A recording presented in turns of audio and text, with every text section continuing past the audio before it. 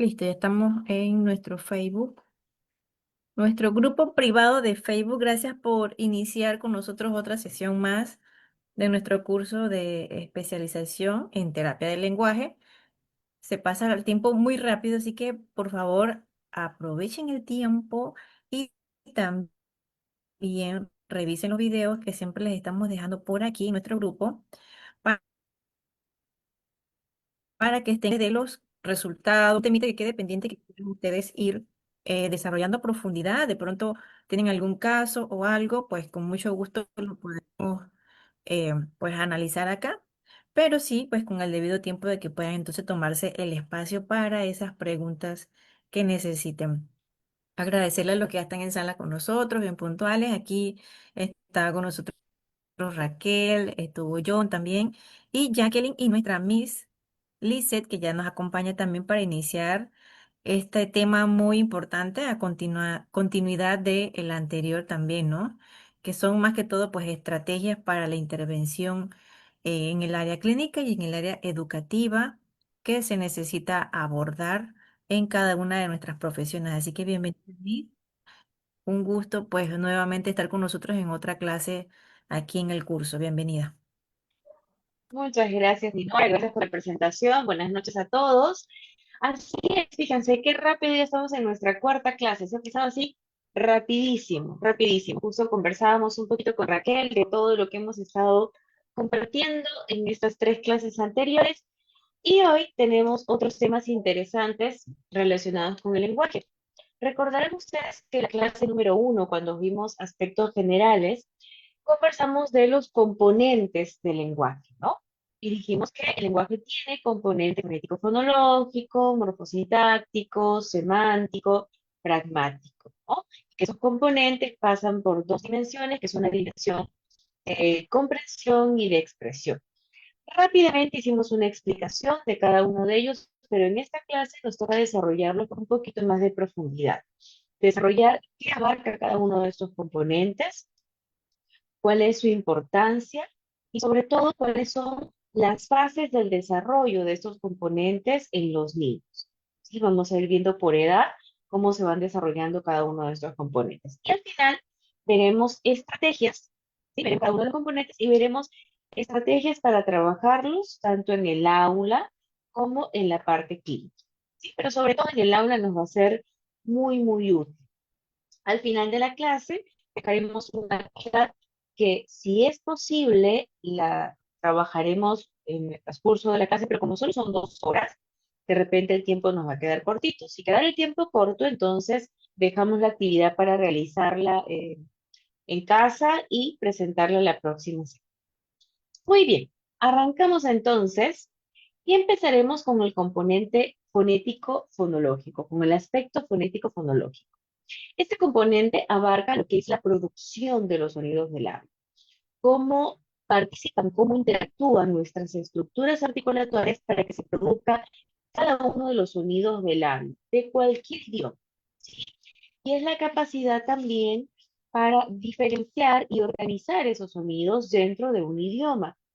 Va a permitir que cada niño, que cada persona pueda articular con claridad y reconocer las diferencias y los contrastes entre estos sonidos. La parte fonética es básicamente lo que es la producción, cómo se genera ese sonido dentro de nuestra cavidad oral, cómo se mueven esas estructuras articulatorias que vamos a ver en un gráfico después. Y lo fonológico que ver con la siguiente parte, con la diferenciación, la organización, la selección y la secuencia de estos sonidos para formar una palabra de manera correcta. Vamos a seguir con esto.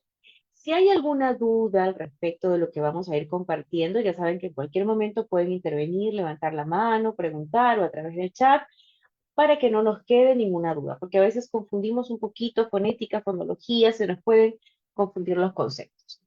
La fonética es una disciplina, parte de la lingüística, que estudia los mecanismos de producción, ¿de acuerdo? Y de transmisión de la señal sonora del habla. No solamente cómo se produce, sino cómo se transmite esta a través de las ondas sonoras y llega hasta el oído del interlocutor. Por eso vamos a ver dentro de esta disciplina que tenemos tres formas o tres aspectos que va a mirar. La parte articulatoria propiamente de la producción dentro de las estructuras articulatorias, lo que pasa dentro de nuestra boca. La parte acústica, cómo ese sonido fonado llega hasta el oído del interlocutor. Y la parte perceptiva, es decir, cómo el interlocutor interpreta ese sonido, cómo decodifica ese sonido. ¿De acuerdo? De eso se encarga la fonética. Por ejemplo, ¿cómo pronuncio el sonido de una S? Mis dientes en oclusión, mi lengua perpendicular detrás de los dientes, con una pequeña apertura que permite la salida del aire. Esa ejecución se ocupa la fonética de esa ejecución. ¿Cómo produzco el sonido de una T? De la ejecución de lo que pasa dentro de mi boca, de mis estructuras articulatorias, de eso se ocupa la fonética. Y así cada uno de los sonidos del habla. Tiene una forma particular de ser producido. Por supuesto, aquí participan músculos. La fonética es la capacidad, estudia la capacidad que tenemos para seleccionar, sistematizar, activar, ¿de acuerdo? Y secuenciar los sonidos del habla a través de patrones neuromotores. Nosotros ya esos patrones los tenemos incorporados. No estamos pensando cuando producimos el sonido de una F, ok, yo tengo que colocar mis dientes superiores, tienen que tocar mi labio inferior y el aire tiene que salir. No lo estamos pensando, sucede de manera automática, porque ya se instauró ese patrón neuromotor. Cada fonema tiene un patrón, cada fono, cada sonido articulado tiene un patrón neuromotor. ¿De acuerdo? Y justamente la fonética es la que nos da esa capacidad para seleccionar, sistematizar, activar y secuenciar esos patrones neuromotores de manera controlada y coordinada. Porque los movimientos que nosotros realizamos de cada fonema, que en secuencia van a dar lugar a una palabra, no son movimientos antojadizos, no son movimientos descontrolados, sino que tienen un control, tienen una coordinación, tienen un ritmo, una velocidad. No los podemos hacer ni demasiado rápidos, ni demasiado lentos, ni demasiado largos, ni demasiado cortos. Cada uno de ellos tiene un control, por eso es que tiene un patrón neuromuscular. ¿Y cuáles son, quiénes van a participar en estos movimientos? Las estructuras articulatorias del habla. ¿Cuáles son estas? Las vamos a ubicar facilito dentro de nuestra boca y nunca las vamos a olvidar. No necesitamos memorizarlas porque las tenemos dentro de nuestra cavidad oral. Primero y principal, la lengua, que ya todos la conocemos, que es la estrella en el proceso, es la que más se mueve. Vamos a buscar aquí un lapicito. Aquí tenemos a la lengua, ¿de acuerdo? Aquí está la lengua. Y la lengua tiene sus partes. Tiene el ápice lingual, que es lo que está en la punta. Lo pueden morder, ese es el ápice. También tiene el dorso de la lengua, que es la parte central, ¿sí? Y tiene la raíz, que es la parte anterior, que está más cerca hacia la garganta, digamos, ¿ya? Esas tres partes están conformadas, está dividida la lengua. También tenemos los labios. Aquí tenemos los labios que también participan en sonidos, por ejemplo, como el sonido de la M, el sonido de la P, el sonido de la B, participan los labios. También tenemos los dientes, acá los voy a marcar con amarillo, acá están los dientes. Dentro de las estructuras articulatorias vamos a tener estructuras móviles y estructuras no móviles, es decir, aquellas que se mueven y aquellas que simplemente son punto de contacto. La lengua es una estructura móvil, los labios también se mueven, los dientes no son estructuras móviles, los dientes no se mueven, van a servir de contención o de punto de contacto con otras estructuras. Además de los dientes, tenemos el paladar. Y el paladar, que es todo esto, se va a dividir en partes. Y la parte más posterior es el velo del paladar o paladar blando. ¿Por qué paladar blando? Porque no tiene hueso. En esa parte no hay hueso, es como una parte cartilaginosa, ¿no? Que va a hacer oclusión en algunos sonidos, como por ejemplo el sonido de la G, el sonido de la C, el sonido de la J. Son los tres sonidos velares que tenemos nosotros en el español. Así como tenemos el velo del paladar, tenemos el paladar duro o paladar óseo, que si colocamos nuestra lengua en la parte de arriba hay como una parte hundida, ¿sí? Horadada. Mm. Y la podemos tocar y es dura, ahí hay hueso. Ese es el paladar duro o paladar óseo. ¿Y qué más tenemos? Detrás de los dientes, que podemos tocarlo también con nuestra lengua, toquen detrás de sus dientes superiores, hay una estructura medio rugosa, ¿sí? Esos son los alvéolos, que no solamente los tenemos ahí, en realidad los alvéolos están en todo alrededor de nuestras arcadas dentarias, pero digamos que el que es punto de contacto para los sonidos alveolares está justamente detrás de los incisivos centrales superiores. Mis incisivos centrales superiores, ¿sí? Arcada superior, incisivos centrales, los dos dientes que tengo adelante. ¿Eh? Y detrás de esos dientes encuentro los alvéolos. Punto de contacto para el sonido de la L y el sonido de las vibrantes, tanto de la rótica r, como de la percusiva r, ¿sí? Ese es el punto de contacto. De la N también, también. Son sonidos alveolares. Entonces, estas son todas nuestras estructuras articulatorias.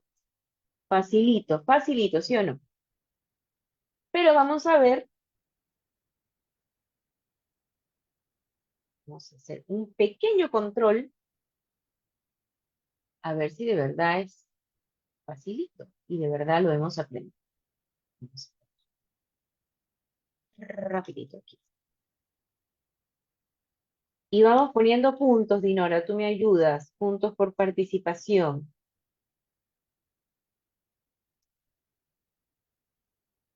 Ah, Vamos a ver y cómo andan esos puntos.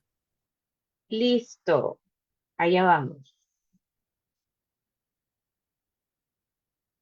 Estamos, aquí estamos. Ujú.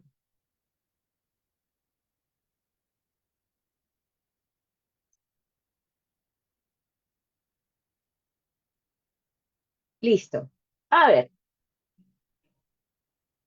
una facilita ya, una facilita. A ver, esta estructura, ¿cómo se llama?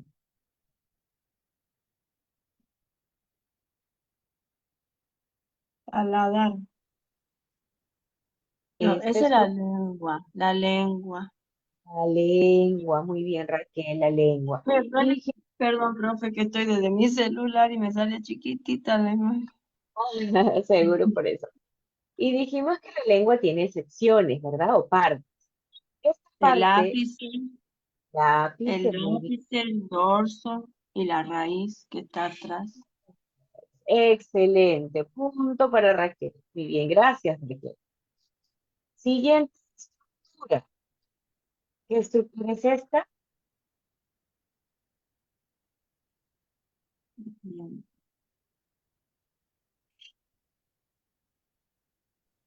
¿Qué Ese, estructura? ¿qué es el diente? ¿Los dientes? Los dientes, muy bien. Muy bien, son los dientes. Ahora vamos por aquí. ¿Qué Los estructura es? labios, Los labios, muy bien. Ahora nos vamos por aquí. Todo esto que es paladar, el paladar. Y si lo seccionamos, esta parte de atrás, ¿cómo se llama? paladar blando.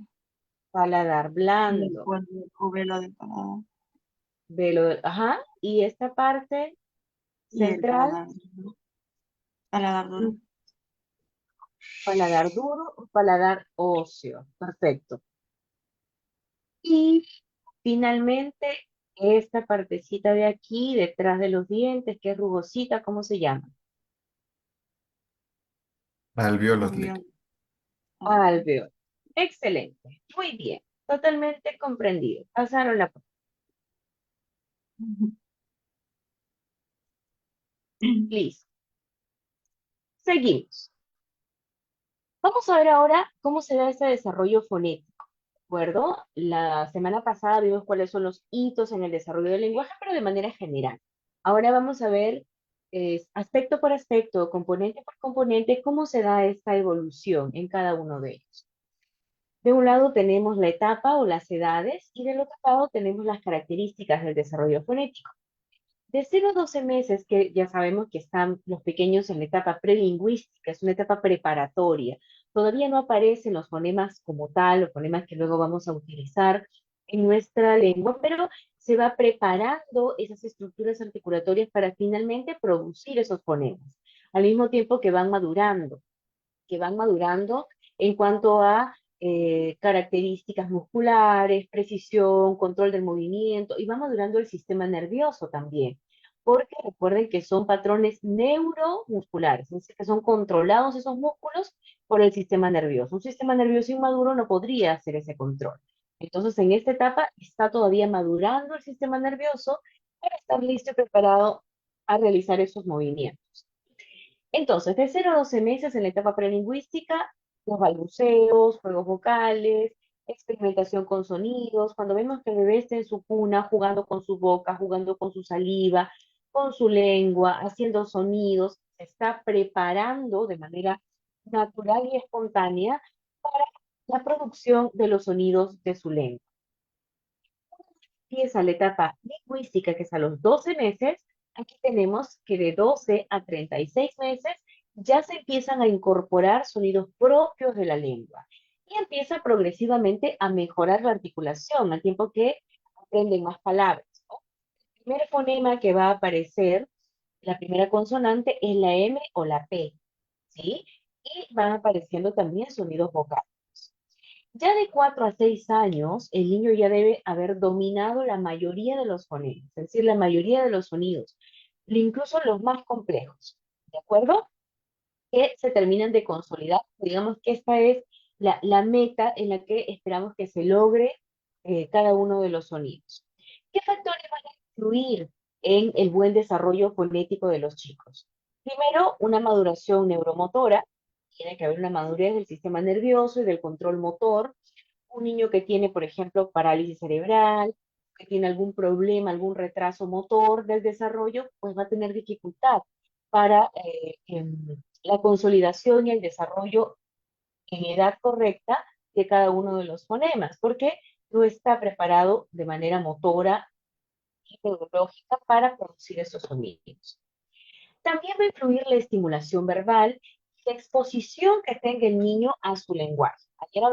Bueno, la semana pasada hablamos mucho de este tema y hablamos de la importancia de la estimulación, ¿no? De la importancia de que los chicos estén en un ambiente donde haya rica información sobre su código lingüístico.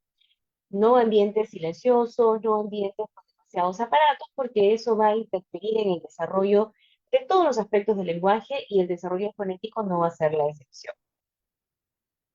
Ahora vamos con el desarrollo fonológico. Mientras que la fonética se encargaba de la producción, de lo que ocurre en la cavidad oral, de cómo se mueven, cómo interactúan estas estructuras articulatorias, la fonología más bien estudia los sonidos, pero desde una perspectiva mental, la interpretación que cada uno de estos sonidos tiene, la funcionalidad que le damos a cada uno de estos sonidos, es decir, cómo nuestra mente, cómo nuestro cerebro organiza esos sonidos en una secuencia, cómo distingue unos de otros y los utiliza para crear significados y para crear palabras. Si yo produzco, simplemente produzco mi boca, se mueven mis músculos, el sonido, tu cerebro te dice que es el sonido de una R. Bueno, tú le das la representación gráfica de una R. Esa representación mental la hace la fonología, ¿ya? La parte articulatoria, la parte ejecutoria, la parte mecánica, digamos, la trabaja la fonética. Pero la fonología es quien se encarga de darle interpretación a esa ejecución sonora, ¿sí? Por lo tanto, la fonología es un proceso más superior, que implica funciones cognitivas, es un proceso más elaborado.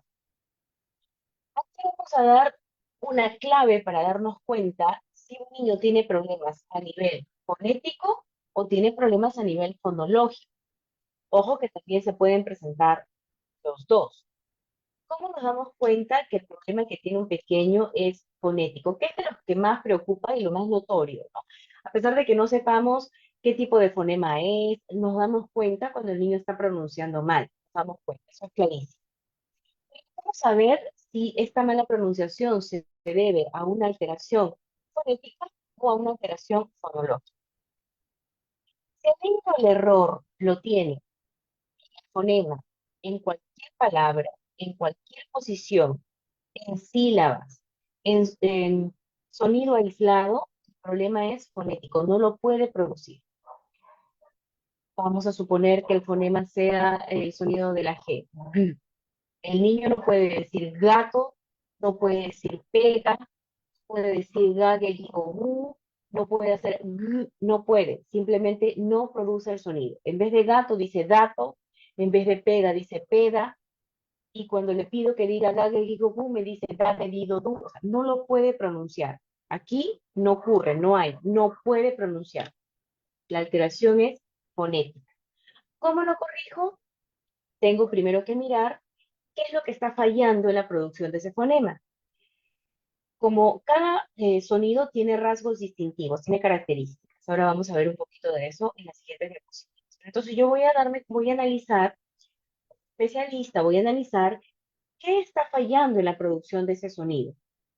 No está haciendo un adecuado sello velar, hay un error con el punto articulatorio, con la forma en la que está saliendo el aire. ¿Cuál está haciendo el error? Entonces yo corrijo el error o habilito las estructuras si es que estas no están habilitadas para producir el sonido. Y una vez que están habilitadas, enseño al niño cómo producir el sonido, aquí, a nivel oral. Entonces ahí se corrige la parte fonética. Luego trabajo la repetición para que se fije este patrón neuromotor cuando es fonético. Cuando el problema es fonológico, vamos a utilizar el mismo fonema, que era el sonido de la G, G. Resulta que él se llama Gabriel y su nombre sí lo pronuncia bien. Tú le preguntas, ¿cómo te llamas? Él te dice Gabriel. Pero cuando le pides que diga gato, él dice yato. Cuando le pides que diga pega, él dice peda. Cuando le pides que diga el nombre de su tío, que se llama, el nombre de su tía, que se llama Gaby, él dice Gaby muy bien. Entonces, a veces produce bien el sonido y a veces no. Y lo reemplaza a veces por D o lo reemplaza a veces por Y. Y cuando tú le pides que diga el sonido en sílabas, ga, ge, gi, go, gu, él lo puede hacer. Cuando le pides que haga el sonido aislado, g, también lo puede hacer. Entonces el problema no es fonético, porque sí lo puede producir a nivel de sus estructuras articulatorias, sí lo está produciendo, sí tiene el patrón neuromotor. El problema es fonológico, porque no está distinguiendo entre y, y, y al momento de organizar los sonidos en una palabra, está confundiendo unos sonidos con otros. No está discriminando los rasgos que diferencian cada uno de esos sonidos. Por eso a veces sustituye por la D, a veces sustituye por la y a veces lo dice bien, ¿sí? ¿Se entiende? Puede también suceder que el niño tenga alteraciones fonéticas con algunos sonidos del habla y fonológicas con otros sonidos. Eso también puede pasar, ¿de acuerdo? Cuando el problema es fonológico, yo ya no le voy a enseñar a producir el sonido porque ya lo sabe hacer. Lo que tengo que trabajar es desde la discriminación del sonido, que él integre las características de ese sonido, como es g diferente de y o diferente de n, y ahí ya voy a trabajar más desde la parte cognitiva, desde la diferenciación y desde el significado, que yato no es igual que gato, o que pega no es igual que pega. O sea, ya trabajamos con el significado, ¿de acuerdo? Entonces, la fonología es esta capacidad lingüística y cognitiva, porque no es solamente la producción, sino es la parte de la interpretación de ese sonido. Los pequeñitos que tienen alteraciones de nivel cognitivo, por ejemplo, que tienen síndrome de Down o simplemente retardo mental, puede ser que produzcan bien el sonido de manera aislada, pero como al hablar de fonología estamos hablando de aspectos más cognitivos, van a tener bastantes fallas fonológicas. ¿Cuándo me doy más cuenta de que hay fallas fonológicas? En el lenguaje espontáneo. A repetición a veces lo hacen mejor, pero en lenguaje espontáneo ahí evidenciamos mucho más errores cuando hay fallas fonológicas. Esta capacidad lingüística cognitiva permite discriminar, reconocer y asignar un valor de contraste, es decir, un valor que nos permita diferenciar un sonido de otro, un fonema de otro. Y todo esto lo vamos a hacer ¿con qué? Con los sonidos del labio, con el propósito de poder crear secuencias sonoras. Una secuencia sonora a, a, que si lo digo rapidito, casa. Esa es una secuencia sonora. La secuencia sonora a la cual le damos un significado a casa. Ya sabemos que casa es una infraestructura donde habitan personas, ¿ok? De eso se encarga la fonología. Será el proceso de su desarrollo. Ah, bien, aquí lo vamos a ver, mire. Hemos hablado de rasgos distintivos, ¿no es cierto? De diferenciar un sonido de otro. Bueno, los rasgos distintivos están dados ya sea por el punto articulatorio,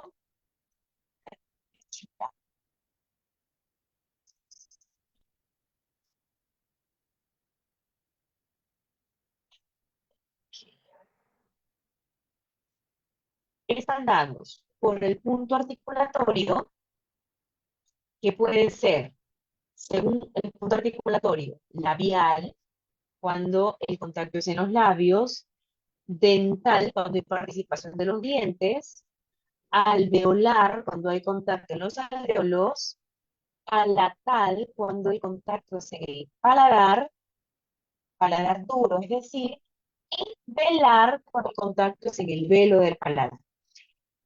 Estos son los rasgos distintivos según el punto articulatorio, según el lugar donde ocurre la interacción de las estructuras. ¿De acuerdo?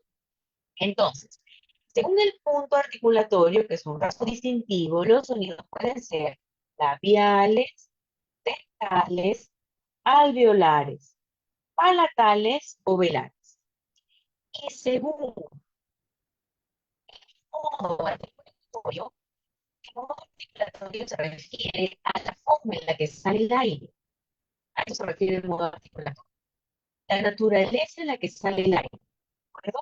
Según el modo articulatorio puede ser signos, pueden ser fricativos, pueden ser africados, pueden ser líquidos, laterales, vibrantes, nasales,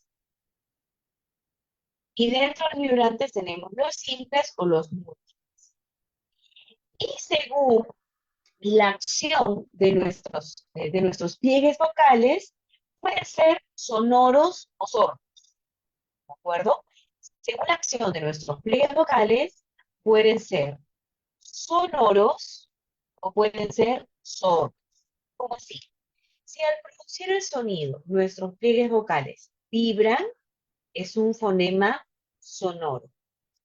Si nuestros pliegues vocales no producen vibración al ejecutar el sonido, entonces es un fonema sordo. Repito, los rasgos distintivos de los fonemas están dados. ¿No me escucha?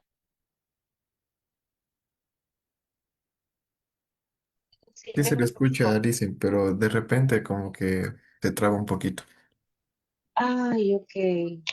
Sí, Miss, por eso estaba preguntando en el chat para saber si era mi internet o era en general, pero sí, se escuchan entrecortados. No sé si habrá como alguna interferencia con los audífonos, ¿será? Ah, podría ser. Bueno, me lo quito. A ver, vamos a ver. Puede ser la señal. Vamos a probar quitándose el audífono para ver.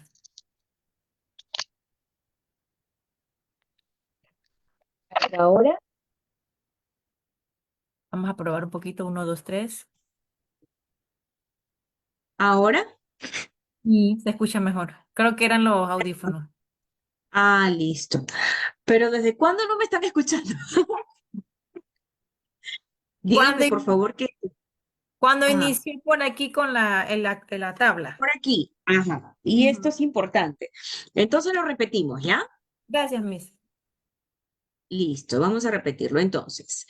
Dijimos que la fonética se encarga de estudiar los rasgos distintivos de los sonidos, ¿no? Los rasgos distintivos de los fonemas, sus características, aquello que los distingue. Y estos rasgos distintivos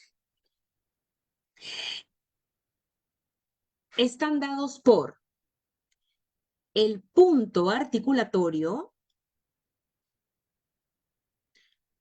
y el punto articulatorio es el lugar donde hacen contacto las estructuras articulatorias. Ese es el punto articulatorio.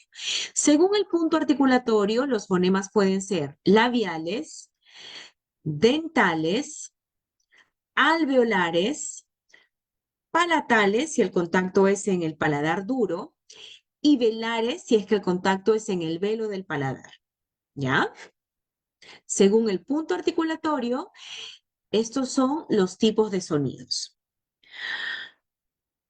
Y el otro rasgo distintivo está dado según el modo articulatorio. ¿Ah? Según el modo articulatorio, es decir, de acuerdo a cómo sale el aire, de acuerdo a la naturaleza del aire. Es así que los fonemas pueden ser oclusivos. ¿Y cuándo son oclusivos? Cuando las estructuras articulatorias se juntan, ¿de acuerdo? Hay una fuerza, hay una presión y al separarse, como una explosión, se produce el sonido. Como por ejemplo, que se juntan los labios y al separarse, el aire sale con fuerza. Según el modo articulatorio, pueden ser también fricativos. Esto es, cuando las estructuras se juntan muy cerca, pero no llegan a tocarse, ¿de acuerdo? Produciendo un espacio suficiente para que el aire pueda salir. Es así el sonido de la F, ¿de acuerdo? Que hay un acercamiento, pero no llegan por completo a ocluirse. Denme un segundito que voy a traer para conectar el celular. Estoy compartiendo datos de ahí y se me puede apagar. Muy bien. También vamos a encontrar, según el modo articulatorio, sonidos africados, es decir, donde hay una oclusión, ¿sí? Y una fricación al mismo tiempo. Y son africados el sonido de la ch, el sonido de la y. Tranquilos que ahorita vamos a ver cada uno de esos símbolos que me imagino que se deben estar preguntando y qué significa eso.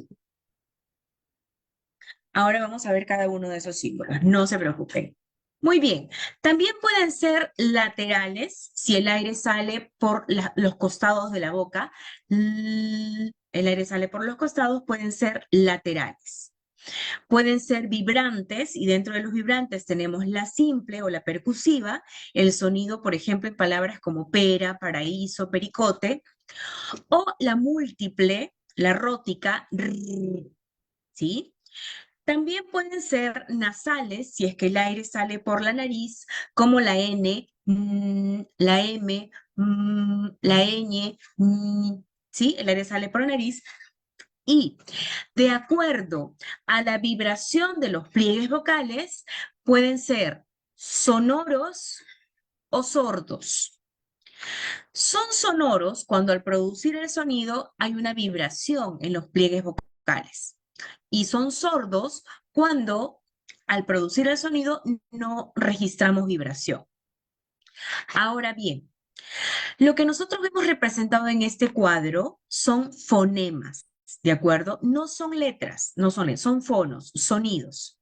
En algunos casos va a coincidir la representación del fono con la grafía, la forma en la que lo escribimos, pero no en todos los casos coincide, por eso es que vemos unos símbolos ahí un poquito diferentes, ¿no? Un poquito raros, porque no siempre hay esa coincidencia.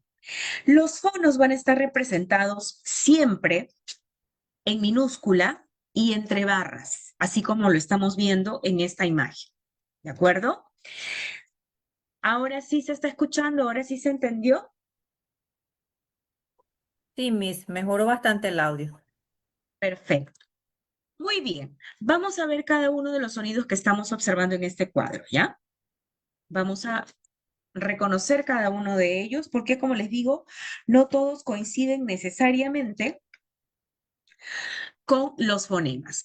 Veamos primero los labiales, los que se producen con los labios. Vamos con los sonidos oclusivos. Tenemos el sonido de la B, el sonido de la B, que en fono sería B. Y es sonoro porque si nosotros colocamos nuestra manito aquí a la altura de nuestra garganta y producimos el sonido, B, B, nos vamos a dar cuenta que hay una vibración. B. Los invito a que lo hagan, B, para que lo sientan en su propio cuerpo. B. Hay una vibración. Otro sonido labial oclusivo, es decir, hay un cierre, luego una separación de las estructuras y se produce una oclusión, es el sonido de la P. P. Y es sordo. Si nosotros colocamos nuestra manito aquí y emitimos el sonido, no hay vibración. No se produce vibración, ¿de acuerdo? Entonces es sordo. Seguimos en los labiales y nos vamos al sonido de la F. El sonido de la F. Es un fonema fricativo. ¿Por qué? Porque no llega a haber una oclusión. Las estructuras se acercan, se acercan, se acercan, se acercan, pero no llegan a juntarse lo suficiente como para ocurrir una obstrucción de la salida del aire. Si bien participan los dientes hacen contacto con los labios. Es un sonido labial. Y es sordo porque no hay vibración de pliegues vocales. Seguimos en los sonidos labiales y nos vamos hasta el final. Aquí tenemos el sonido de la M, que es un sonido nasal, porque el aire sale por la nariz. Y es sonoro porque hay vibración de los pliegues vocales. ¿Sí? Ahora nos vamos a los fonemas dentales, según su punto articulatorio, dentales. Y tenemos el sonido de la D, D, D. Es oclusivo y es sonoro. D, D. Por aquí tenemos otra dental que es el sonido de la T. T. Esta es sorda. No hay vibración. Y es oclusiva. Esto, chicos, es bien importante si estamos enseñando lectoescritura también, no solamente para el habla. A nosotros nos enseñaron M con A, ma, pero eso no tiene sentido. Solamente tendríamos en ese caso que memorizar M, ma, ¿ok? Pero si hacemos el sonido, si hacemos esta correspondencia, fonema, grafema, y el niño sabe que la representación es una M, ma, ya sabe que es la M y la A. Entonces, para la enseñanza de lectoescritura, esto es bien importante. El símbolo que observamos aquí es la representación fonética de la Z, pero como se pronuncia en España. Nosotros no tenemos esa pronunciación. Z. Nosotros no tenemos esa pronunciación, que sería dental, es interdental y es sorda. Nosotros no tenemos ese sonido, ¿sí? Nosotros, los que estamos en América Latina, ¿no? Nos vamos ahora con los sonidos alveolares. Y aquí tenemos el sonido de la S. Tenemos el sonido de la S, que es alveolar, porque la lengua hace contacto con los alvéolos en la parte lateral. Es sorda, porque no hay vibración. Y es fricativa, porque hay un acercamiento de las estructuras, pero no hay una oclusión total. Ahora bien, la S la vamos a utilizar como representación fonética nosotros en el español que hablamos en América Latina, aunque puede haber variaciones en algunos lugares, pero vamos a utilizar este fonema, ojo, que es sonido, representación mental, tanto para la S como para la Z, como para la C, si va con la I y con la E. Porque nosotros decimos lo mismo, Cecilia, que sapo o zapato. Acústicamente, y acá estamos hablando de sonido, no de letra, acústicamente suena igual. Entonces, la representación fonética, si nosotros tenemos que representar fonéticamente la palabra Cecilia, sería con esta representación fonética. Entre corchetes la S, ¿de acuerdo? No nos confundamos con la parte escrita. Esto es simplemente fono, sonido. Seguimos en los alveolares y tenemos el sonido de la L.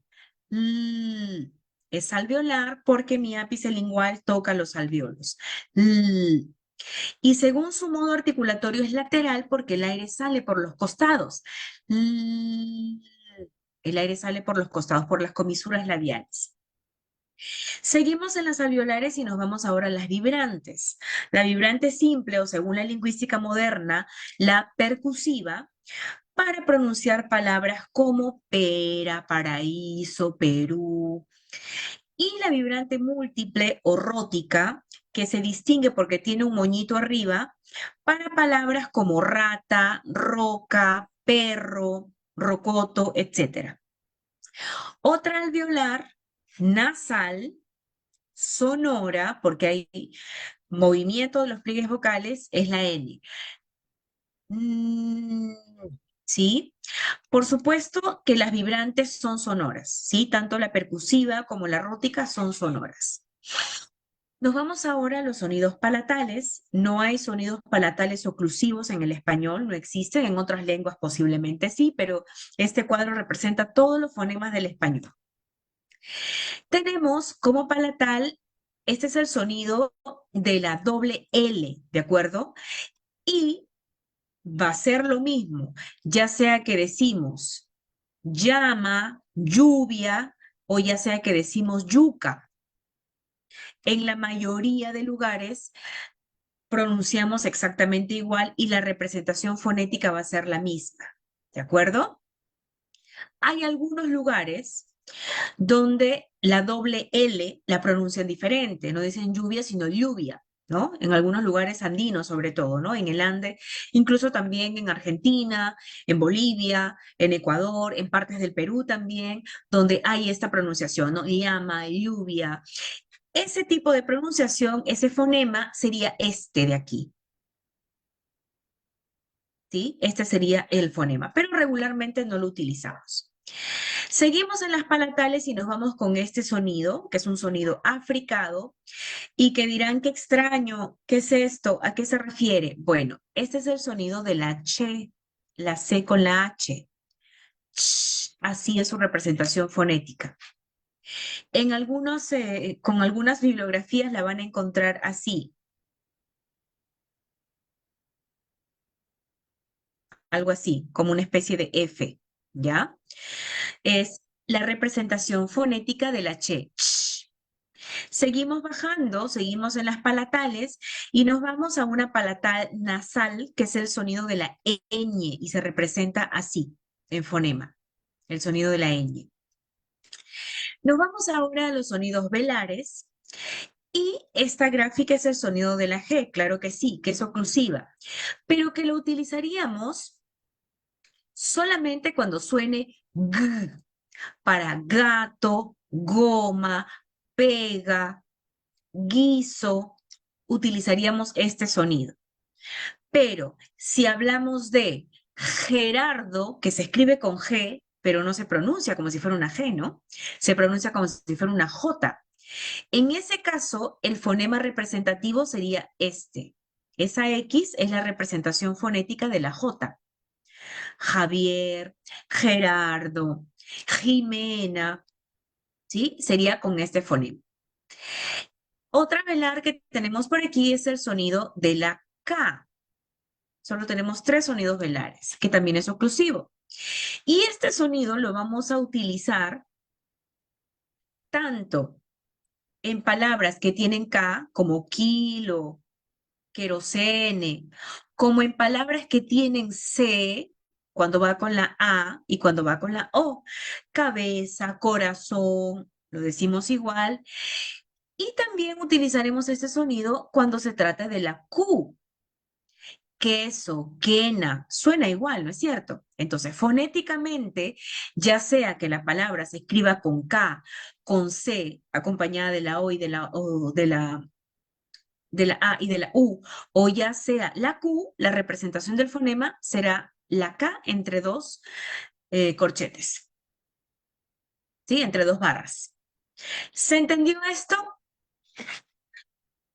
Un poquito complicado, mucha información, ¿no? Ya, tranquilos, no se preocupen. Es básicamente para su información, para su conocimiento. Igual tienen el video para que lo vuelvan a revisar si es que le queda dudas. Como les digo, esto sirve mucho no solo para la corrección de los problemas fonéticos, fonológicos, sino también para la lectoescritura. Seguimos avanzando. Seguimos avanzando y veamos las etapas del desarrollo fonológico. El desarrollo fonológico, a diferencia del fonético, que fíjense que el fonético empezaba desde la etapa prelingüística, ¿no? Empezaba desde los balbuceos, los laleos, desde ahí ya se está preparando este sistema fonético, este repertorio fonético. El fonológico, como requiere de procesos cognitivos y todavía el niño pequeñito en la etapa prelingüística, empezando la etapa prelingüística, está muy inmaduro cognitivamente, un sistema nervioso inmaduro todavía. Recién al final de la etapa prelingüística es que el niño empieza a seleccionar y reconocer sonidos propios de su lengua. Inicialmente solo está acumulando información, pero el inicio de esta selección y distinción se va a dar finalizando la etapa prelingüística. Entre los 12 y 36 meses ya va construyendo su inventario fonémico, incluso cuando no lo puede producir, pero sí está escuchando sonidos a los que él les va dando significado. Entonces ya empieza a construir su inventario fonémico, su inventario de fonemas. Pero van a aparecer lo que se llaman procesos de simplificación fonológica. Como su capacidad todavía no le da para establecer esta representación o esta correspondencia entre sonido y significado del mismo, el niño empieza a hacer simplificaciones fonológicas, es decir, sustituye algunos sonidos que le son complejos por otros que le resultan fáciles de producir. En la etapa de desarrollo eso es totalmente normal. Sí, es totalmente normal que se den esos procesos de simplificación fonológica, es parte del proceso. Pero si ya tenemos un niño de 5 años, 6 años, que sigue con procesos de simplificación fonológica, aquí ya no estamos dentro de lo regular, aquí ya estaríamos frente a un problema que debería ser evaluado y tratado. De 3 años hacia los 5 ya organiza reglas fonológicas, ya tiene un uso mucho más estable y correcto de los fonemas dentro de las palabras, de la formación de sílabas, de los acentos, de las tildes, donde acentuar las palabras, a pesar de que no sabe la ortografía. Fíjense qué curioso, ¿no? Nosotros aprendemos las reglas ortográficas después, pero antes de aprender formalmente las reglas ortográficas ya las usamos en nuestra habla natural. Es por eso que es importante que haya un buen desarrollo lingüístico antes de iniciar el proceso de lectoescritura, porque este proceso de lectoescritura se va a insertar en un proceso lingüístico que ya viene en marcha y que ya debería estar desarrollado cuando se dé esta inserción, ¿sí? Para que no hayan fallos. Hacia los 6 años ya el sistema fonológico está casi completo, ¿no? Completo diríamos. Hay un uso consistente de las consonantes, tanto sonoras, de las sordas, de todas las consonantes. ¿Qué factores van a influir en este desarrollo? Al igual que en el fonético, que hay una exposición constante al lenguaje, que el niño escuche su código y que lo utilice, que haya interacción, retroalimentación. ¿sí? Que le hablen y que él hable. Y por supuesto que haya, fíjense, una maduración cognitiva, porque este desarrollo fonológico, esta parte fonológica, tiene mucha más relación con lo cognitivo, con la parte intelectual, con el desarrollo de inteligencia. Por eso tiene que haber una maduración cognitiva. Si tenemos, nuevamente, repito, un niño que tiene un déficit cognitivo, su desarrollo fonológico se va a ver alterado. Seguimos. Aquí haremos una diferenciación entre fonética y fonología porque suele haber confusión incluso dentro de los mismos especialistas, ¿no? Entonces, para no confundir, he elaborado este cuadrito para que podamos de manera rápida y práctica diferenciar. La fonética estudia los sonidos reales, ejecución, producción, la parte mecánica, cómo se produce, quién se mueve, básicamente. La fonología estudia los sonidos pero como unidades mentales. ¿Qué representación mental, qué significado tiene ese sonido que mi boca produjo? La unidad de estudio de la fonética es el fono, sonido, d, l, m, r, s, sonido. Y la unidad de estudio de la fonología es el fonema, ya la representación es el significado del sonido. Y mientras que los fonos se representan con minúsculas y entre barras, los fonemas se representan en minúsculas y entre corchetes, ¿ya? Fono, sonido, fonema, sonido con significado o significado del sonido, representación mental del sonido. La fonética tiene un enfoque netamente físico, físico lo que ocurre aquí, físico, y articulatorio, mientras que la fonología tiene un enfoque cognitivo y funcional.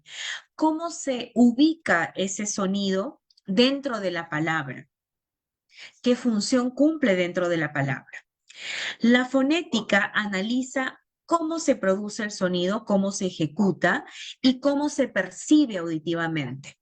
Mientras que la fonología va a analizar cómo organizo y distingo los significados y cómo los selecciono. Y es un proceso rapidísimo, ¿no? Tú no estás pensando, a ver, si voy a decir zapato es s y después a y después p o es t. No, o sea, tú no lo estás pensando, es inmediato, pero todo el tiempo estás haciendo esa organización mental para producir cada una de las palabras.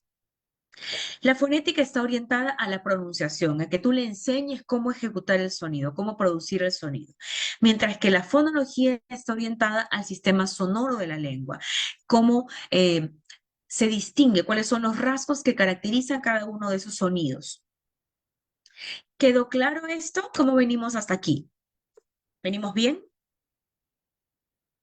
¿Mm? Vamos a seguir entonces. Venimos bien, ¿verdad? ¿Alguna Sí, reacción? profe. Ok, listo, Calixto. Listo, Calixto, seguimos. El aspecto semántico. Esto se refiere a los significados de las palabras, al almacén de vocabulario, la cantidad de léxico que tenemos almacenado y a cómo esto el niño lo va a relacionar, ya sea con objetos o con ideas, ¿no?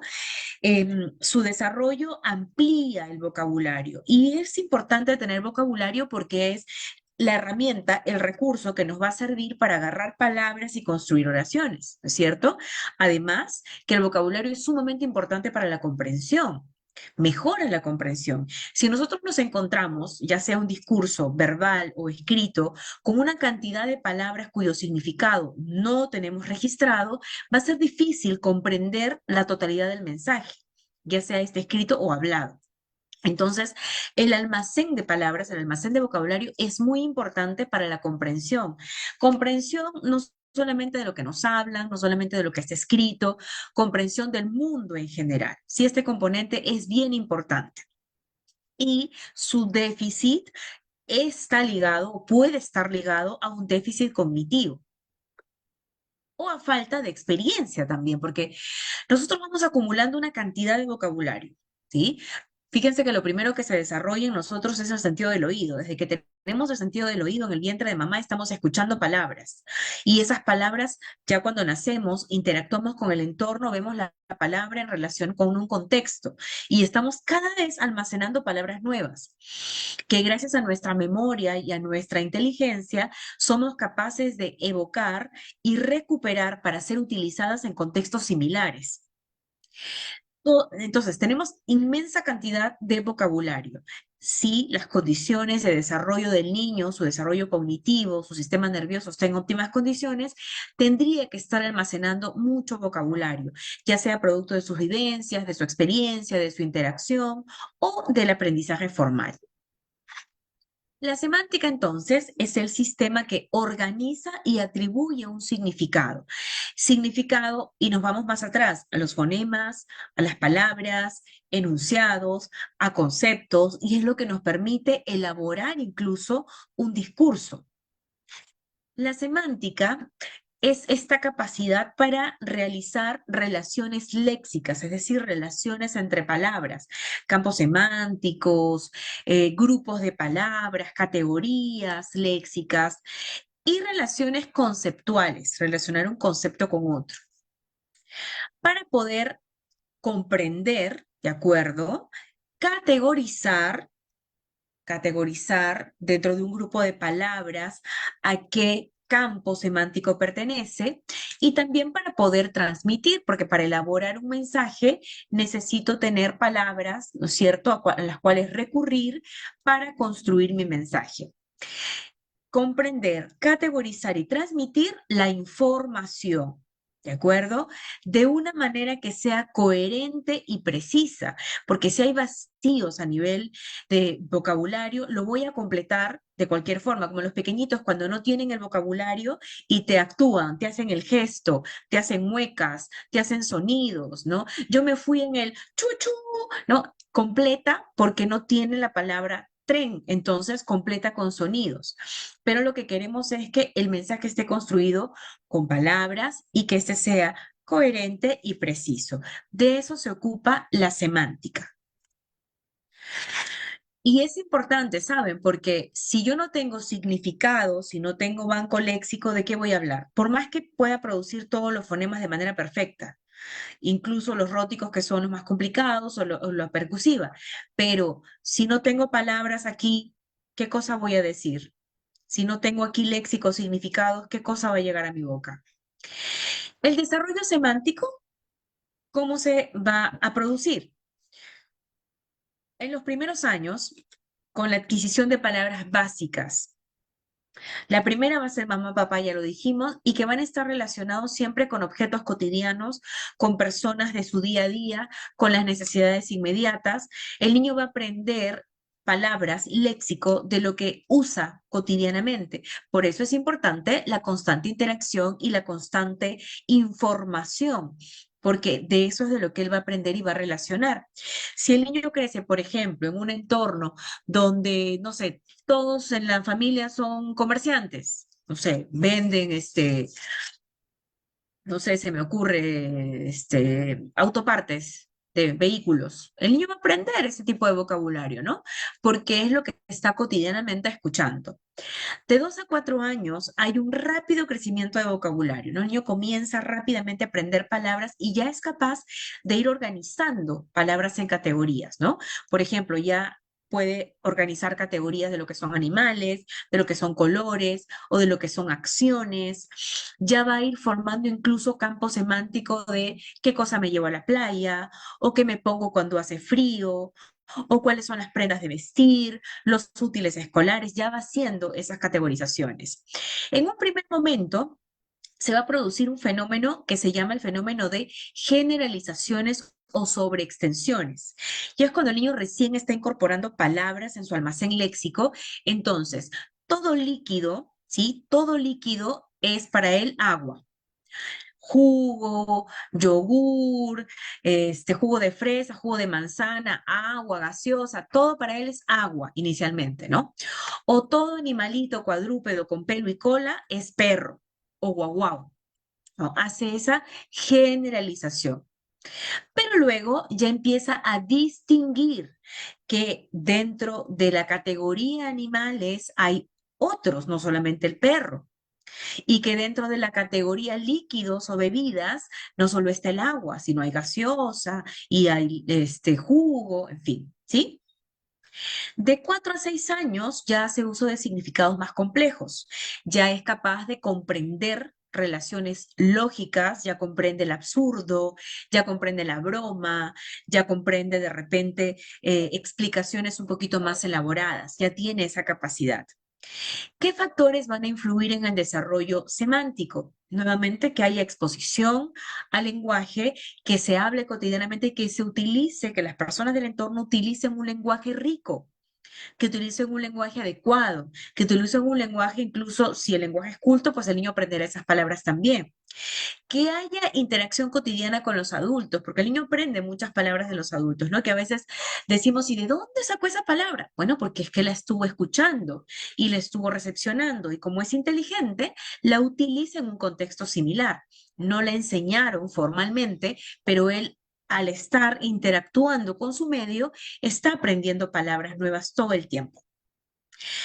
Ok, este es el único componente que continúa en desarrollo. Nosotros no podemos decir que nuestro componente semántico, nuestro componente léxico semántico ya cerró, ya se cerró, se graduó, nos graduamos en la parte semántica, no, porque constantemente estamos aprendiendo nuevas palabras. Constantemente estamos aprendiendo nuevas expresiones, nuevos significados. Sería imposible que podamos aprender todas las palabras que existen, ¿no? Entonces, es el único componente que continúa su desarrollo hasta el último día de nuestra existencia. Seguimos o paramos. Ya, vamos a darnos 5 minutos, ¿ya? O 10. Y necesita descansar la voz, Miss. Sí, necesito agüita. Ya, Ajá, nos damos un descansito entonces de 10 minutitos. 10 minutos, Miss. 10 Las minutitos, 8 y listo. 18 de Perú, Panamá. Argentina es Listo. más tardecito, así que nos vemos entonces. Ahí nos vemos.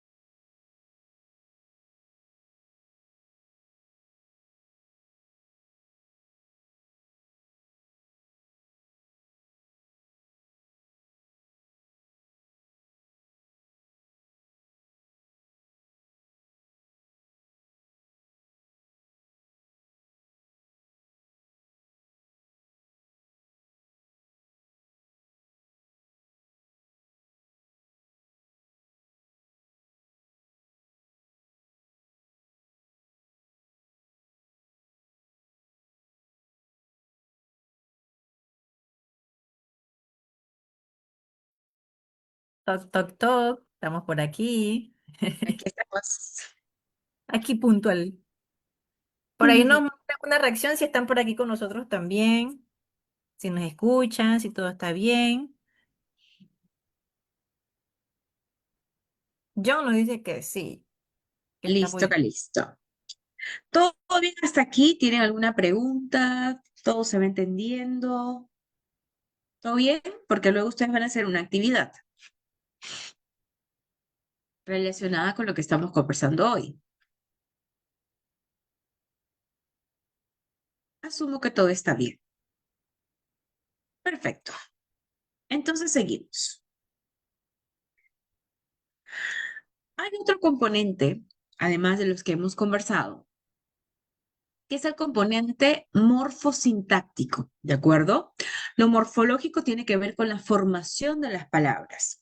Nosotros tenemos varias formas de formar palabras, de construir palabras, ¿sí? Que se derivan de una raíz y luego tenemos los lexemas, ¿no es cierto? Flexivo, derivativo. La manera como formamos las palabras, eso está estudiado por la morfología.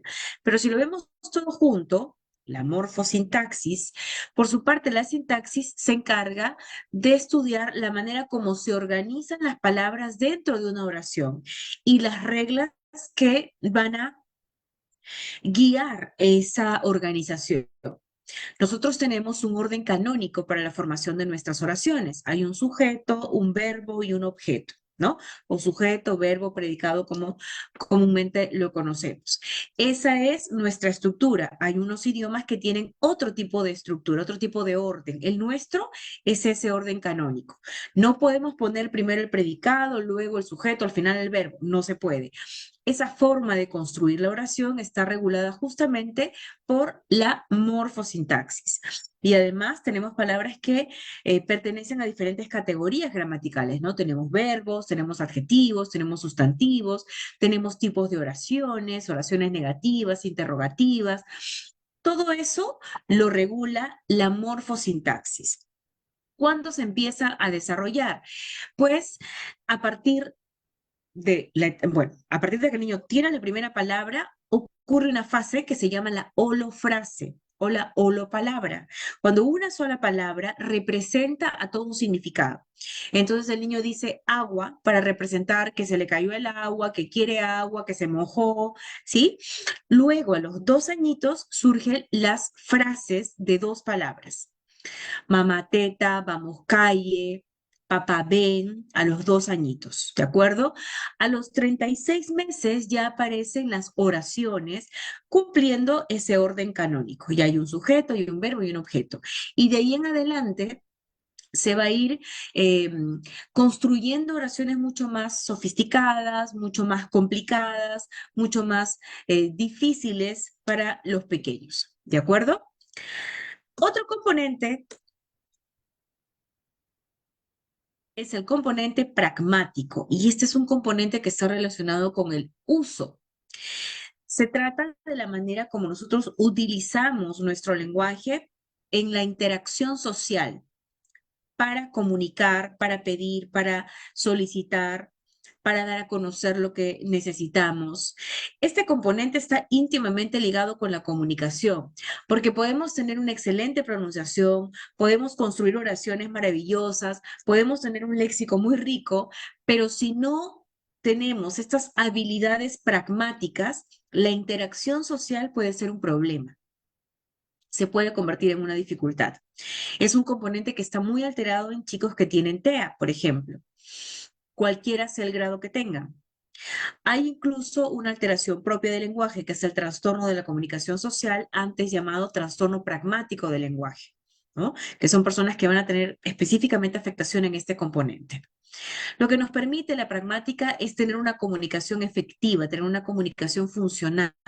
Y ahora vamos a ver de qué se ocupa. Ya dijimos que del uso funcional, del uso social, propiamente en un entorno y en un contexto comunicativo. Analiza cómo las personas van a interactuar cuando emplean el lenguaje, los turnos que siguen en la conversación. Y ojo que esto no solamente tiene que ver con lo verbal, sino que hay toda una serie de componentes paralingüísticos que acompañan el discurso verbal. Lo vimos en la primera clase, nuestra postura, nuestra proximidad, nuestra voz, todo eso encierra y como que redondea todo lo que es el discurso lingüístico y todo eso entra en la pragmática. Considera el contexto donde se produce la comunicación. Tú puedes ser excelente produciendo el mensaje y el mensaje puede estar muy bien articulado, muy bien construido a nivel morfosintáctico, con palabras extraordinarias, pero si el contexto en el cual utilizas ese mensaje no es el adecuado, estás cayendo en un error, en una falla en la comunicación. ¿De acuerdo? Por ejemplo, eres excelente contando chistes y los cuentas muy bien y tienes recursos léxicos muy buenos, pero que te vayas a un velorio a contar chistes, por más bien que lo hagas, está fuera de contexto, sería un error pragmático. Entonces, la pragmática es el uso en contextos reales, en contextos comunicativos reales, el uso que hacemos del lenguaje, siguiendo, por supuesto, ciertas normas sociales, eso también está regulado y es quizás hasta cierto punto puede llegar a ser hasta muy cultural, ¿no? Porque lo que está mal visto a nivel pragmático en algunos lugares podría no estar mal visto en otros. ¿Qué estudia la pragmática? Las funciones del lenguaje. Es decir, si tu discurso, si el uso de tu lenguaje cumple una función informativa, una función interrogativa, una función informativa, persuasiva, o sea, cuáles son las funciones del lenguaje en el uso del mismo. Además, estudia el uso del lenguaje según el contexto. Cómo te comunicas cuando estás en un contexto coloquial, en un contexto profesional, en un contexto laboral, en un contexto educativo, cuando estás con tus hijos. Cómo te comunicas, cómo usas el lenguaje en cada uno de estos contextos. La comprensión de significados no literales, y esto es el lenguaje figurado, el doble sentido, los refranes, las bromas, los chistes, ¿no? Las ironías, las inferencias, y aquí los chicos tienen muchos problemas en comprensión. Fíjense, la comprensión literal, cuando tienen que extraer información literal del mensaje o del texto, les resulta mucho más fácil que la comprensión inferencial. Porque al inferir tienes que analizar situación, contexto, expresiones, además del contenido explícito de lo que los comunicantes están diciendo. Y muchas veces esta mala interpretación de lo no literal, mala interpretación del lenguaje figurado, trae conflictos en la interacción. ¿Sí? Los chicos con TEA de grado 1, antes llamados Asperger, tienen muchas dificultades a este nivel porque son muy literales, entonces a ellos les cuesta entender la broma, el doble sentido, pueden llegar incluso a enojarse, que con el tiempo y la terapia logran aprenderlo, nunca lo entienden del todo, pero aprenden cuáles son las formas sociales, políticamente correctas para responder a este lenguaje figurado, pero nunca lo terminan de entender porque su pensamiento, su forma de entender el mundo es muy literal. Entonces, si tú le dices, ay, eres un planta, ¿no? Por decirle, no sé, estás quieto y no estás haciendo nada, él se enoja y te dice, ¿una planta? ¿Acaso yo tengo raíces? Yo no soy una planta, porque él lo entiende literal. Entonces, la función pragmática también tiene que ver con esto. Tiene que ver también con la adecuación sociopragmática del habla, es decir, el seguir turnos en una conversación, el contacto visual, el ajustar tu mensaje al contexto. Vamos al ejemplo que les puse de hacer bromas en un velorio o de regular nuestra emocionalidad dependiendo del lugar en el que estamos, ¿no? Si tú vas a una fiesta, está genial que llegues en una actitud y con una comunicación tanto corporal como verbal de júbilo, de alegría, de entusiasmo. No igual si vas, no sé, a un hospital, a una sala de emergencia de un hospital donde la gente está adolorida, ¿no? No vas a ir con el mismo entusiasmo. Quizás si tu propósito es dar alegría, podría ser en un contexto que tenga ese propósito, pero si tú simplemente llegas a un lugar así, desbordante de alegría, digamos que no te estás adecuando de manera sociopragmática al lugar, al contexto, ¿no? Al entorno. Entonces, Esa adecuación sociopragmática del habla según el contexto, según el lugar, según la persona con la que estés, según la situación que se esté dando, también es estudiada por la pragmática. ¿Cómo se desarrolla este componente? Vamos a ver, por aquí hay algo escrito. Ok. Durante el primer año ya van surgiendo las primeras intenciones comunicativas básicas, ¿de acuerdo?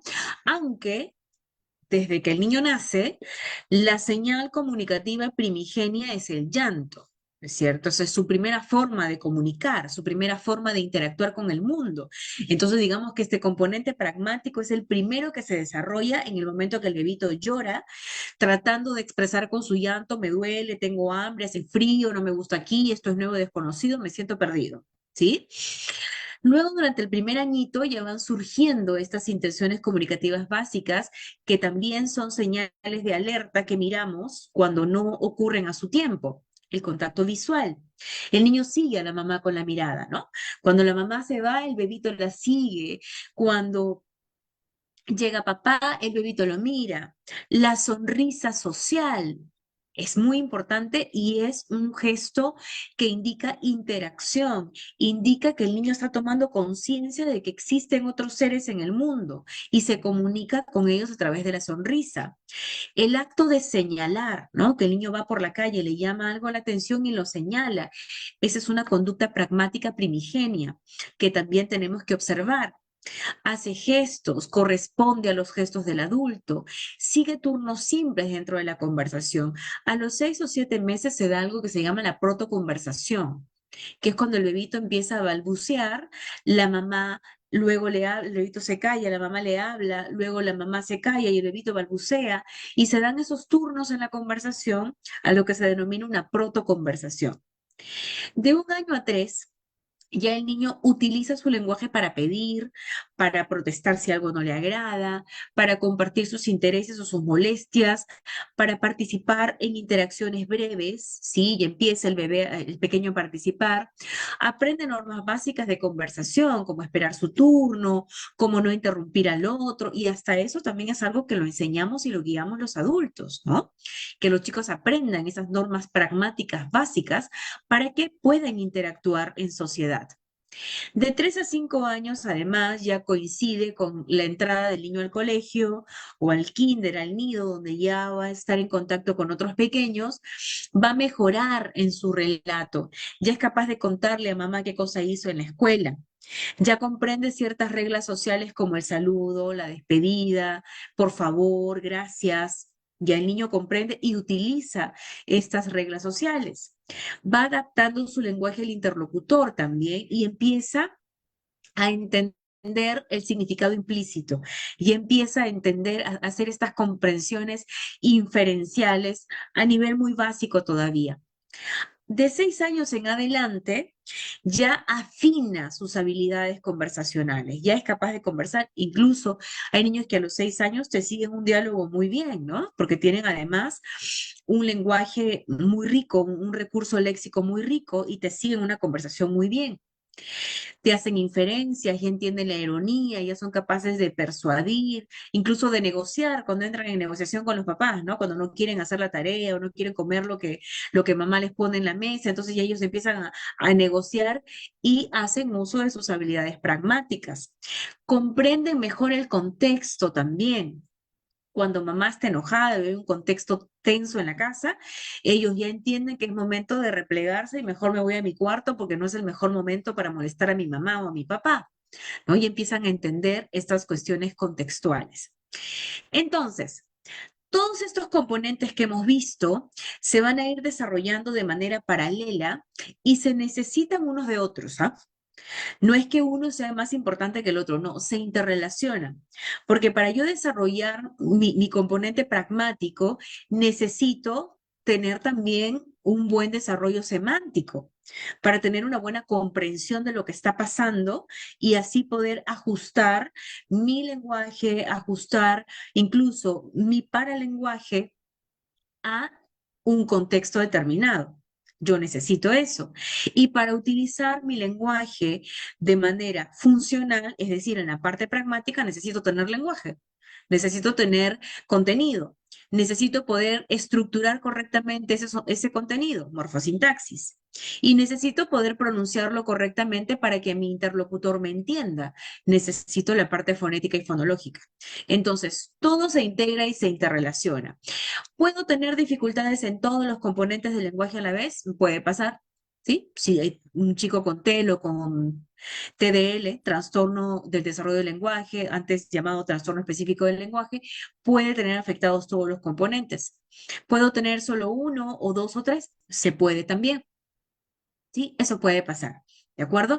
Entonces, usualmente cuando los padres van a buscar una terapia para sus hijos, se enfocan mucho en la parte verbal, o sea, propiamente en lo que es fonético y fonológico, que no pronuncia, que no le sale la R, les preocupa eso muchísimo. Pero ahora saben ustedes que ese no es el único componente del lenguaje, que hay otros componentes que también son importantes, que hay que tener vocabulario, que hay que poder formar oraciones, que hay que poder comprender y que hay que poder utilizar este lenguaje de manera funcional. Entonces, son varios componentes los que tenemos que mirar. Las evaluaciones van a enfocar su mirada en cada uno de los componentes y la terapia, que va a ser un especialista en el área, va a trabajar todos estos componentes, si es que todos estuvieran afectados o aquel que esté afectado. ¿De acuerdo? Muy bien. Vamos ahora a la parte de estrategias. ¿Qué podemos hacer nosotros desde nuestras aulas o bueno, en la parte clínica también para estimular, porque a este punto vamos a hablar de estimulación, ya que estamos hablando de desarrollo de estos componentes? ¿Cómo podemos desarrollar, cómo podemos estimular para que el lenguaje se desarrolle mediante actividades que nosotros vamos a guiar en nuestras aulas o en consulta? Actividades que se basan propiamente en el modelado, en utilizar algunos apoyos visuales, en dar oportunidad para que el niño desarrolle sus habilidades lingüísticas, dar oportunidad comunicativa, convertir nuestras aulas en lugares ricos de información lingüística y posibilitadores de comunicación. Y eso muchas veces pasa por restringir la facilidad del ambiente. Si yo lo tengo todo a la mano, no tengo nada que pedir. No tengo para qué utilizar la pragmática de mi lenguaje. ¿Para qué voy a utilizar mi lenguaje si no lo necesito? Porque todo lo tengo a la mano. Entonces hay que ajustar también nuestro entorno, nuestra aula, para propiciar de manera natural, cotidiana y circunstancial oportunidades comunicativas que son las que van a permitir que el niño tenga el espacio para desarrollar sus habilidades lingüísticas. Estas estrategias, además, van a contribuir a mejorar la comprensión, a mejorar la expresión y el uso social del lenguaje. Yo les he traído algunas, pero la tareita que van a hacer ustedes es elaborar otras. Como ejercicios elementales que seguramente todos ustedes, al menos quienes trabajan con pequeñitos en el nivel inicial, lo han hecho, ¿no? A nivel básico, se estimula el desarrollo del lenguaje a través de canciones, cuentos, adivinanzas, estimular la expresión espontánea, hacer que los chicos hablen, que les cuenten qué pasó, qué hicieron en el colegio, o si salieron de repente con la abuelita o fueron a visitar a la abuelita, qué hicieron, qué comieron, qué les gustó, qué vieron en la tele, fueron a ver una película, de qué trataba la película, o sea, sacar, elicitar lenguaje, ¿sí? Sacarlo. Preguntar preguntas que requieran distintas respuestas y respuestas extensas, ¿no? No conformarnos con el sí o no. ¿Comiste? Sí. ¿La pasaste bien? Sí. No. ¿Qué hiciste? Es una pregunta más abierta que me da un campo para que el niño se exprese mejor. Animarle a pedir verbalmente lo que desee. Eso significa no responder al señalar, no responder. Señalar es importante como función pragmática y como señal de un desarrollo cognitivo dentro de la norma, pero hasta cierto punto. Toda conducta que excede su etapa de desarrollo ya se convierte en patológica. Es normal que el niño señale al año y medio, pero ya los dos ya tiene que empezar a producir lo que quiere, ya no basta con señalar. Respetar sus tiempos. El niño no habla a la velocidad que habla el adulto. El niño habla pausado, porque recordemos que recién está acumulando construyendo su banco léxico. Entonces tiene que hacer un trabajo de recuperación de las palabras al mismo tiempo. Fíjense, ya ustedes saben todo el proceso por el cual se pasa, ¿no? Entonces, el niño tiene la idea, ¿no? Tiene que formular la idea, tiene que buscar los significados, buscar en su banco léxico las palabras que representan esa idea. Y esas palabras tiene que organizarlas en una oración que sigue reglas, que tiene formalidades y tiene que recurrir a su banco fonológico para cada una de las palabras de esa oración, otorgarles un valor, un rasgo, y luego tiene que, a través de su sistema neuromotor, ejecutar esos sonidos. Es difícil para nosotros, hablantes funcionales, que ya sistematizamos todo ese proceso, sale fácil, pero para un niño que está en etapa de aprendizaje, es difícil. Entonces hay que darle su tiempo. Hay que darle su tiempo para que él tenga la oportunidad de hablar. Aunque sea 15 minutos, 20 minutos, si estás en aula, bueno, pon un tiempo que sea el tiempo del diálogo, de la conversación, al mismo tiempo que vas reforzando e inculcando habilidades pragmáticas, respetar el turno cuando el compañero está hablando, escucha respetuosa, escucha atenta, si quieres preguntar o repreguntar, hacerlo a tu turno. Vamos entrenando todo eso y dándole a cada niño su tiempo y su oportunidad para hablar. Hay un ejercicio muy bonito que aplicamos en un colegio, que a cada niño le dábamos un día o una semana para que él tenga un tiempo de 10 minutos para que nos hable de lo que le gusta. Un día que le gusta comer, otro día cuál es su película favorita, otro día cuál es su postre preferido, cuál es su juguete, o sea, pero que él tenga su tiempo para expresarse. Y así cada niño tenía su tiempo. Eso puede ser una actividad interesante. Seguimos. ¿Cuáles son las técnicas más utilizadas en lo que es la estimulación del lenguaje? Y tenemos ejercicios de discriminación auditiva, como por ejemplo el reconocimiento de sonidos cotidianos, como que el niño escucha un claxon y sabe que ese es el sonido propio de un auto, el sonido del teléfono, el sonido del agua cuando cae, o sea, hacer ejercicios de discriminación. Él simplemente que identifique el sonido, sonidos onomatopéicos, que lo identifique y si se puede que lo reproduzca también. Ejercicios de discriminación auditiva con coordinación gestual. Dar indicaciones para realizar sonidos o gestos, ¿no? Por ejemplo, si escucha el sonido de una guitarra, el niño hace el gesto de que está tocando la guitarra. Si escucha el sonido de un tambor, el niño hace el gesto de que está tocando un tambor. ¿Sí? Que vaya acompañado ese estímulo auditivo con una coordinación gestual. A través de canciones también podría ser, ¿no? Que va cantando y va representando con su movimiento lo que dice la canción.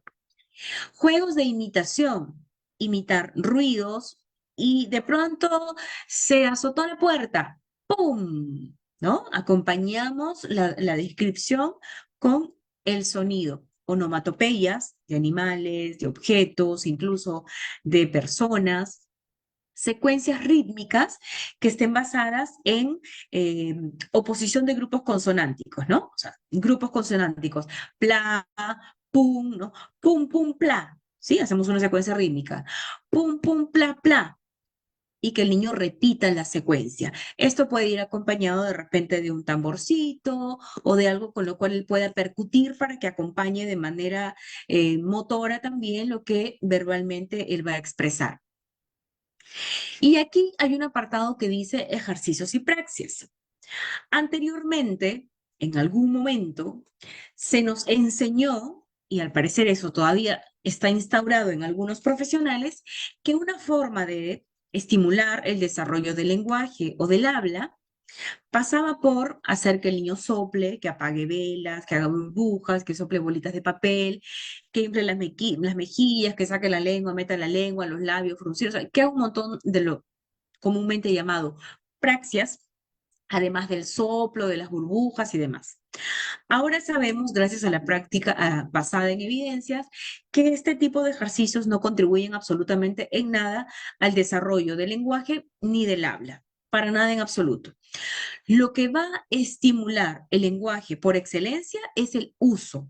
El lenguaje se estimula, se aprende, se habilita y se rehabilita en el uso, no hay otra forma.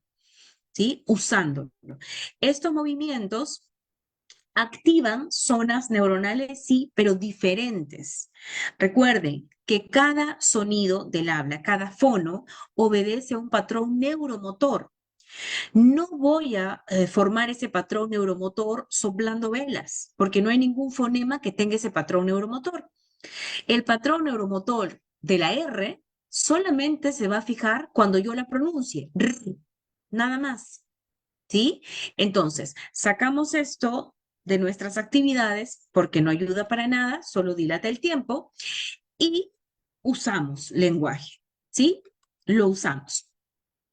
¿Cuáles son las estrategias que podemos utilizar? ¿Cuáles son las técnicas que podemos emplear nosotros en cada una de las actividades que diseñemos para la estimulación del lenguaje? Bueno, tenemos la imitación, donde tú le vas a pedir al niño que siga una secuencia que primero tú vas a modelar, ¿no? Primero tú vas a dar el modelo y le vas a pedir a él que imite. Luego la inducción, que de alguna manera nosotros solemos hacer esto y no nos damos cuenta, ¿no? Cuando tú le dices al niño la primera sílaba de la palabra y lo induces a que él complete, ya sea la palabra o la oración. Me comí una mango y el niño dice sana, pero luego lo tienes que invitar a que diga la palabra completa. Ok, ahora dilo todo tú completo. Manzana. La incrementación se le pide al niño que complete una oración comenzada, ¿no? Tú comienzas una oración y él la va completando poniéndole ingredientes. Puedes utilizar incluso objetos que él lleve, de repente él lleva su osito, ¿ok? ¿Qué podemos decir del osito? Es bonito, ajá, muy bien, vamos a formar la oración. El osito es bonito. ¿Y quién te lo compró? Mi mamá. El osito es bonito y me lo compró mi mamá. ¿Cuándo? En mi cumpleaños. El osito es bonito y me lo compró mi mamá en mi cumpleaños. Y así vas incrementando. La sustitución, una oración, estímulo, es repetida, pero sustituyendo uno más de sus elementos. Por ejemplo, María se fue al mercado y compró manzanas. ¿Qué más podría comprar María? Plátanos. María se fue al mercado y compró plátanos. ¿Qué más podría comprar? Carne. María se fue al mercado y compró carne. Vamos sacando lo que compró y lo vas sustituyendo por otro estímulo. Y así podríamos hacer, ya no le ponemos María, ¿quién más podría ir al mercado? Mamá. ¿Quién más podría ir al mercado? La abuela. Y vas cambiando, en este caso, el sujeto que realiza la acción. ¿Ok? Luego tenemos la expansión, donde se va añadiendo elementos a una oración estímulo, similar a lo que hicimos en la incrementación, ¿no? Pero tú tienes una oración estímulo y la vas incrementando. Esas actividades podrían ser incluso grupales. Empezamos con una historia, llevas de repente un gorrito, no un sombrero de mago, y aquel a que le pongas el sombrero es el que tiene que continuar la historia o continuar la oración, tratando, por supuesto, de que ésta siga cierta lógica, ¿no? Siga cierta coherencia. ¿Qué más puedes hacer? Ejercicios de memoria auditiva, sobre todo con los más pequeños. Inicialmente hay que entrenar muchísimo lo que es la escucha, hay que entrenar muchísimo la percepción y la discriminación auditiva. Recuerden que nosotros aprendemos los sonidos y las palabras escuchando, entonces nuestra escucha tiene que ser muy fina. Entonces puedes hacer esta actividad, que es una actividad propia de conciencia fonológica, que es silabear las palabras, ¿no? Segmentar en sílabas. También podemos hacer ejercicios para aumentar el vocabulario. Empezar con conceptos o palabras que son conocidas por los niños, ¿no? Por ejemplo, ¿no? Aquí vamos aumentando. Teresita va a hacer una ensalada de frutas, ¿ok? Entonces se fue al mercado con su canasta y compró, y vas uno por uno, y de repente ponemos la consigna de no repetir frutas, ¿no? Compró plátano, y Luchito te dice, compró uvas, María te dice, compró sandías, ¿sí? Y estamos trabajando campo semántico frutas. El próximo fin de semana, mi mamá me llevará a la playa. ¿Qué debo llevar? Toalla, flotador, sombrilla, ¿sí? Y cada uno te va diciendo un elemento que corresponde al campo semántico playa, ¿sí? Y de esa manera vamos trabajando enriquecimiento y crecimiento de vocabulario. Muy bien. A continuación, les voy a presentar algunas actividades que yo he diseñado, digamos, para cada uno de los componentes, ¿sí? Como ejemplos de lo que ustedes van a realizar como tarea para la próxima clase. En esta actividad vamos a trabajar lo que es la discriminación auditiva. La actividad la puedes hacer a través de loterías, bingos con sonidos de animales, instrumentos musicales, sonidos ambientales. En este caso, yo hice una cartilla de bingo con sonidos de animales. Previamente, yo tengo que haber trabajado el sonido de cada uno de estos animales. O sea, tengo que asegurarme que mi niño sabe el sonido de cada uno de ellos. Una vez que ya estoy segura que él conoce esos sonidos, vamos a trabajar un bingo. Le voy a dar tarjetas diferentes a cada uno y tendré en una grabación los sonidos de cada uno de estos animales. Todos estarán atentos. Cuando escuchen el sonido, colocarán un botoncito, una ficha, un sticker, qué sé yo, sobre el animal cuyo sonido fue escuchado, cuya onomatopeya se escuchó. El que complete la cartilla gritará bingo. Lo mismo puedes hacer con instrumentos musicales, con sonidos medioambientales. La idea es que entrenemos su discriminación auditiva. Aquí tenemos otra actividad, aquí estaríamos trabajando el campo semántico. Nos vamos de paseo a la playa, ¿qué debemos llevar? Y cada uno me va a ir diciendo un elemento propio de la playa, ¿no? Obviamente no me van a decir una cocina, ¿no? Tendrán que decirme elementos que correspondan al campo semántico playa. Vamos a celebrar el cumpleaños de Tata, la mascota del salón.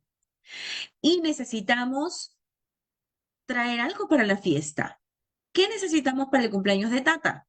Te dirán globos, dulces, pastel, en fin, ¿no? Vamos ahí elicitando ese campo semántico.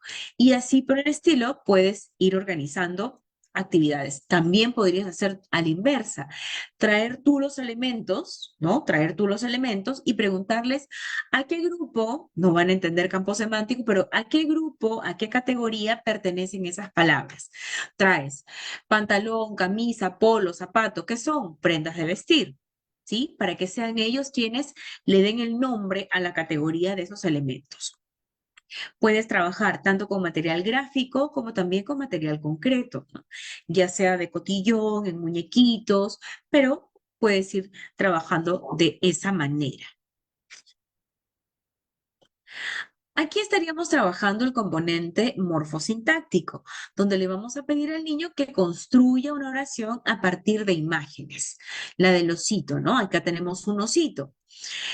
¿Quién te regaló el osito? Mi papá me regaló el osito. De repente solamente te dice mi papá. ¿Tu papá qué? ¿Qué hizo tu papá? Me regaló. ¿Qué te regaló? Un osito. La formación de oraciones la vamos a elicitar a través de preguntas. Y una vez que ya las preguntas te sacaron cada parte, cada porción de la oración, le pides que te lo diga todo. Mi papá me regaló un oso. ¿Y qué haces con tu osito? Yo duermo con mi oso. ¿Cómo se llama tu oso? El oso se llama Teddy. Y de repente, circunstancialmente, el oso al suelo. ¿Qué pasó? Se cayó. ¿Quién se cayó? El oso. A ver, dímelo todo. El oso se cayó. ¿Sí? Y así vamos trabajando. Lo que vemos aquí es parte de lo que se denomina la clave Fitzgerald. La clave Fitzgerald es un recurso que utilizamos para la enseñanza de chicos con dificultad auditiva. Y son encabezadores, ¿sí? Encabezadores como los que vemos aquí, que van incrementando su crecimiento conforme la oración del niño se va haciendo más grande, ¿no? Ahorita tenemos un quién o quiénes, verbo, que es lo que significan las dos líneas, el qué, también puede ser un quién o quiénes, verbo, dónde, ¿no? Rosa está, dónde sería en el parque, y así vamos cambiando los encabezadores para que ayuden a formar la oración. Si bien este es un recurso que se utiliza comúnmente con chicos que tienen discapacidad auditiva, no es exclusivo para este grupo, lo podemos utilizar también con nuestros niños, ¿no? Cuando el pequeño tiene problemas para formar oraciones, esta es la manera como te puedes ayudar, representando cada parte de la oración con imágenes. También podrías hacerlo con pictogramas, pero no los he puesto todavía para que no nos compliquemos. Ya hablaremos de los pictogramas en otra clase. De esta manera puedes organizar y representar cada parte de la oración de manera visual para que el niño no omita ninguna de las partes, porque a veces suelen omitir, ¿sí? A veces hay omisiones dentro de la construcción de sus oraciones, sobre todo de las palabras enlace. Otra forma de trabajar el componente morfosintáctico. Tenemos una imagen, estímulo, y a partir de la imagen y a partir de preguntas vamos a formar una oración. ¿Quién es? Siempre vamos a empezar con el quién. La niña. ¿Qué hace? Come. ¿Qué come? Sandía. Muy bien, ahora vamos a decirlo todo. La niña come sandía. Aquí tenemos otra imagen estímulo. ¿Quién es? El niño. ¿Qué hace? Come. ¿Qué come? Pizza. Ahora lo decimos todo. El niño come pizza. ¿Sí? Lo mismo con esta imagen de la pequeña abrazando a su osito, el niño bañándose en la piscina. ¿Sí? Aquí tampoco estamos usando propiamente pictogramas, solo son imágenes que representan, digamos, cada parte de la oración. Y el componente pragmático lo estaríamos trabajando con la descripción de esta lámina, donde vamos a ir preguntando para obtener información del pequeño, ¿no? Aquí podemos inferir, ¿no es cierto?, que es un cumpleaños, que uno de los dos niños está cumpliendo años y que están llegando de visita a sus abuelos, ¿no? Entonces, a partir de ahí tú vas preguntando, ¿quiénes son los abuelos, ¿no?